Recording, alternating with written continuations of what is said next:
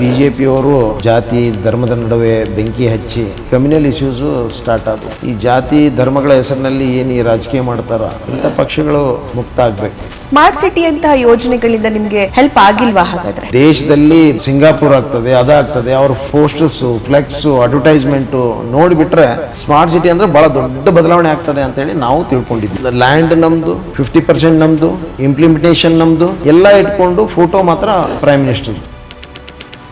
D K Shivakumar ಒಬ್ಬ ಪಕ್ಷದ ಶಿಸ್ತಿನ ಸಿಪಾಯಿ. ಬಹುಶಃ ಪಕ್ಷದಲ್ಲಿ ಎಷ್ಟು ರೀತಿ ನಿಷ್ಠೆ ಇರಬೇಕು, ಪ್ರಾಮಾಣಿಕತೆ ಇರಬೇಕು, ಪಕ್ಷಕ್ಕೆ ಯಾವ ರೀತಿ ತ್ಯಾಗ ಮಾಡಬೇಕು, ಎಷ್ಟೇ ಕಷ್ಟಗಳು ಎಷ್ಟೇ ಅಡೆತಡೆಗಳಿದ್ರು ಕೂಡ ಅದನ್ನೆಲ್ಲ ಬದಿಗೊತ್ತಿ ಪಕ್ಷದ ಪರವಾಗಿರಬೇಕು, ಪಕ್ಷದ ನಾವು ಪ್ರಾಮಾಣಿಕವಾದಂಥ ಕೆಲಸ ಮಾಡಬೇಕು ಅನ್ನುವಂಥದ್ದು ಮತ್ತು ಆ ಸಂಘಟನೆ ಅಂತಂದ್ರೆ ಯಾವ ರೀತಿ ಇರಬೇಕು ಅನ್ನುವಂಥದ್ದು ಅದೊಂದು ವ್ಯಕ್ತಿ ಅಲ್ಲ, ಅದೊಂದು ಶಕ್ತಿ. ಅದು ಆ ಮಟ್ಟದಲ್ಲಿ ಬೆಳೆದಂಥ ನಾಯಕ ಡಿ ಕೆ ಶಿವಕುಮಾರ್. ಹಿಂದಿನಿಂದಲೂ ಈ ಸ್ಲಮ್ನಲ್ಲಿ ವಾಸ ಮಾಡುವಂತಹ ಜನರ ಮೇಲೆ ಇಷ್ಟೊಂದು ಕಾಳಜಿ ಯಾಕೆ ಮತ್ತು ಹೇಗೆ?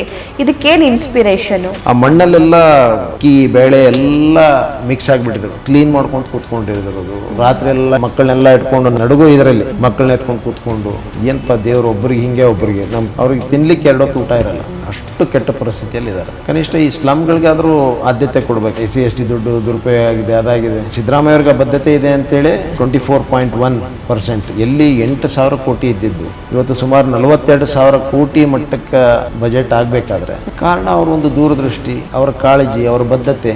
ಇವರಿದ್ದಾಗ ಮಾಡಬೇಕಾಗಿತ್ತು. ಎಲ್ಲ ಸುಮ್ಮನೆ ಬೋಗಸ್ ಇವರೆಲ್ಲ.